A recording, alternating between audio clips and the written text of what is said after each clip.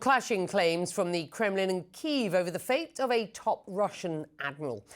On Monday, Ukraine said it killed the commander of Russia's Black Sea Fleet. But take a look at this video, which the Russian Ministry of Defense released just a short time ago. It appears to show Admiral Sokolov appearing via video conference in a meeting with Russian military leaders. The implication, of course, that he is alive and well. Ukraine now says it's, quote, clarifying its information. All this hours after Russian drones bore down on Ukraine's Odessa region overnight. Let's try to make sense of this with CNN's Fred Pleitkin. He is live from eastern Ukraine for you this hour. So competing claims. Kremlin says one thing, Kyiv says another. What do we know about the alleged death of Admiral Sokolov? Well, so far, Becky, the Ukrainians aren't at least officially backing down from their claims. And you mentioned that they said they were reevaluating or clarifying the information that they got. And we have to keep in mind that they had said that after a strike that they conducted on the headquarters of the Black Sea Fleet in Sevastopol in the night from Thursday to Friday of last week, that they had killed 34 senior officers in that strike, including the commander of the Black Sea Fleet, Admiral Viktor Sokolov. Now, of course, the Russians seem to be trying to show that he is still very much alive. At least you had that video of the defense minister, Sergei Shoigu, holding a meeting with some of his top commanders, some of his top generals, and there seemed to be Viktor Sokolov on the screen there. Now, the interesting thing that we've gotten from the Russians in the past couple of days is actually that they really haven't said very much. The Ukrainians had put that claim out there that Sokolov had been killed, and the Russians were really silent for about 24 hours, saying nothing about that, and they still haven't officially said anything about it. In fact, earlier today, there was a conference call between the spokesman of the Kremlin, Dmitry Peskov,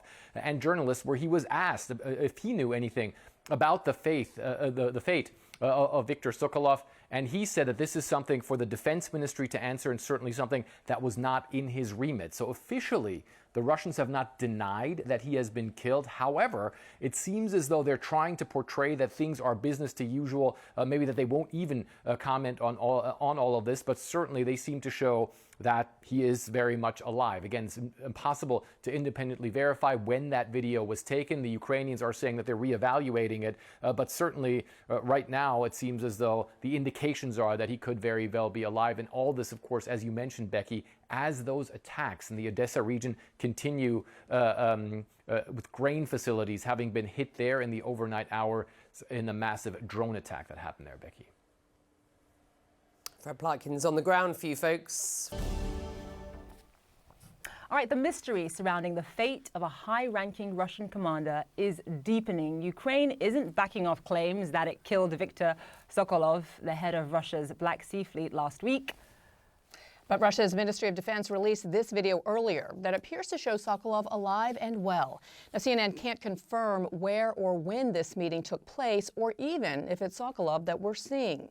Meanwhile, in an exclusive interview with Ukraine's new defense minister, Rustem Umerov wouldn't confirm or deny whether Sokolov had been killed.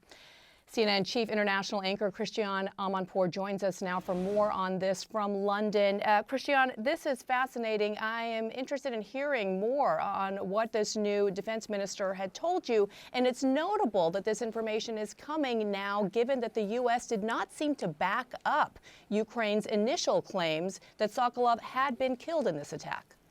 Bjana, exactly. So there was an attack launched against Sevastopol, which is the Russian Black Sea Fleet headquarters, on Friday. In that, the Ukrainians then claimed they had killed the commander, as you mentioned. So when I got the chance to ask actually the Ukrainian brand new defense minister today, he was a little vague. This is what he said. Minister, can you confirm that the head of Russia's Black Sea Fleet, Viktor Sokolov, is in fact dead or alive? Well, first of all, he is in our temporary occupied territory, so he should not be there at all. So if he is dead, it's a good news for everybody that we are continuing to deoccupy our territory.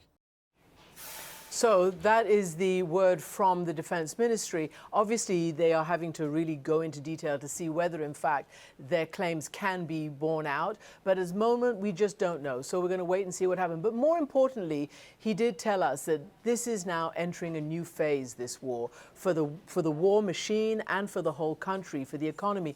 He said the Defense Ministry would be in a reboot. They're going to increase localized manufacturing of arms as they see the signs, the political signs from the West that they potentially might be slowing down deliveries to Ukraine. So they're really getting into it for the long haul. Bianna, we'll wait to see what happens.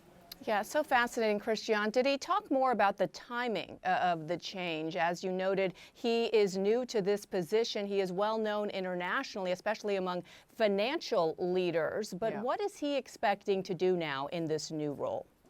Well, you know, he wouldn't go into massive detail. He is brand new. I'd just spoken to him as he had come out of a meeting with President Zelensky. But already they have dismissed, as you know, 6 of 7 deputy defense ministers. Already they're talking in a slightly different way to the people of Ukraine, getting them used to the fact that this is not going to end anytime soon.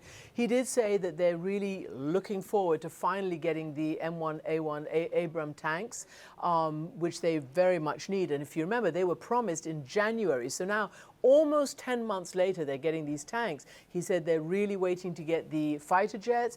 They really, really hope that the United States will provide them with so-called ATACMS, the long-range artillery, and they for sure need ammunition.